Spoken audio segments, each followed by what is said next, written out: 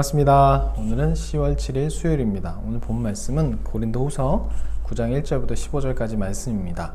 오늘 장소를 좀 옮겼는데요. 교회 공사가 시작되었습니다. 창문 공사에서 지금 두두두 소리가 들리시죠? 창문 뜯고 막 난리 나서 지금 제 사무실이 바람 불고 뭐 먼지 들어오고 그래서 많이 나고 시끄럽고 막 그 정신 없어서 오랜만에 옮겼는데 교육관으로 옮겼습니다.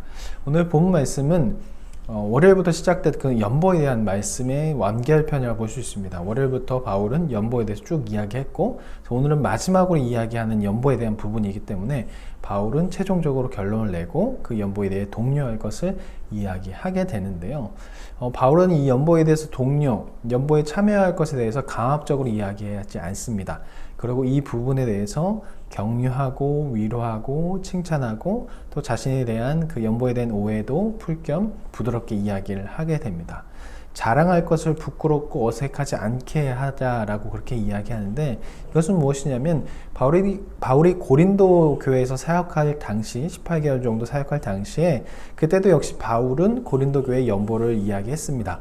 바울이 고는 곳마다 아가야 지역에서도 또 여기 고린도 지역에서도 마게도냐 지역에서도 이 사역을 할 때 계속 연보에 대해서 이야기를 했고 그 마게도냐 지역에 있는 교회들도 열심히 했고 고린도 지역 아가야 지역에 있는 고린도 교회도 열심히 동참했던 걸로 보여집니다. 그래서 바울은 이야기하는 거예요. 너희가 이전에 그렇게 열심히 했던 것처럼 이번에도 그렇게 할 줄 믿는다. 이제 너희에 대해서 너희가 그렇게 열심히 할 때 내가 다른 교회에 다닐 때마다 너희 교회, 우리 교회 고린도 교회를 칭찬했다라고 그렇게 이야기하면서 이번에도 그것을 기대하며 갈 테니 미리 내가 이야기하는 것은 혹시나 내가 갑작스럽게 가서 연보에 대해서 이야기하지 않았을 때 서로 부끄럽거나 어색하는 일이 생길 수 있어서 미리 이야기한다라고 이야기합니다. 그 이유는 이 연보에 대해서 바울에 대한 오해도 있었고 지금 또 갑작스럽게 갑작스럽게 이제 찾아갔는데 연보에 대한 그 준비가 안 돼 있을 때 찾아간 바울도 그렇고 같이 간 사람들도 어색할 수 있고 이 고린도 교회 사람들도 이 문제로 인해서 괜히 마음이 상할 수도 있고 부끄러울 수도 있어서 미리 바울이 이 부분에 대해서 이야기하는 것입니다. 또 바울은 이것에 대해서 강압적으로 이야기하지 않습니다. 참여해가 아니라 칭찬과 위로, 격려를 같이 함을 통해서 강압적인 아닌 스스로의 동참을 끌어들이게 됩니다.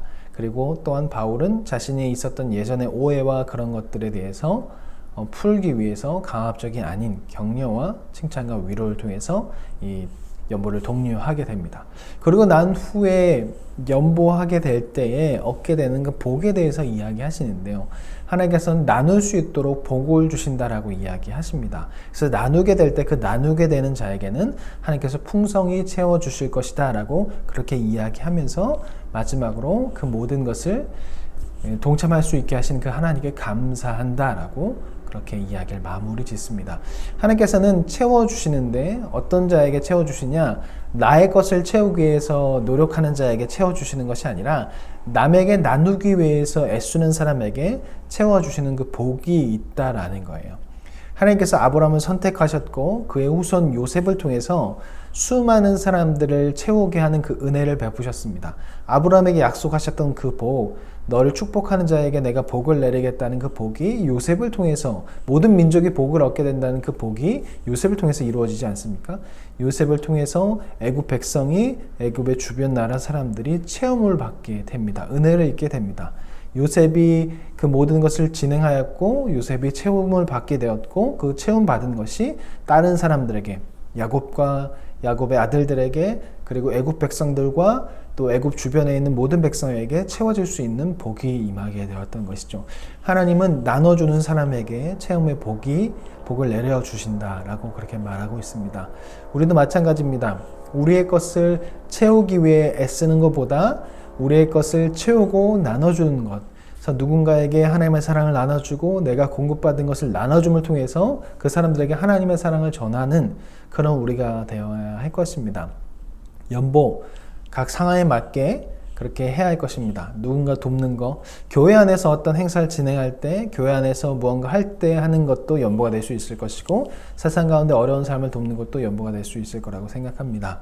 이 연보하는 거 그리스도인이라면 꼭 해야 할 것입니다. 어려운 사람을 돕는 거, 약한 사람을 돕는 거, 그것이 하나님께서 원하시는 것입니다. 하나님께서 사람을 홀로 두지 않고 옆에 돕는 자를 두신 이유는 바로 여기에 있습니다. 또 수많은 사람들을 함께 생활할 수 있게 하신 것은 여기에 있습니다. 서로 도와가면서 나의 것을 나누며 돌아주면서 살아가라고 그렇게 사람을 만드셨습니다. 이것을 기억하며 오늘도 주변에 있는 사람들 도와가며 또 내 주변에 있는 사람들 도와가며 또 교회 일을 도와가며 살아가는 우리가 되었으면 좋겠습니다. 그러면 내일 뵙겠습니다. 안녕히 계세요.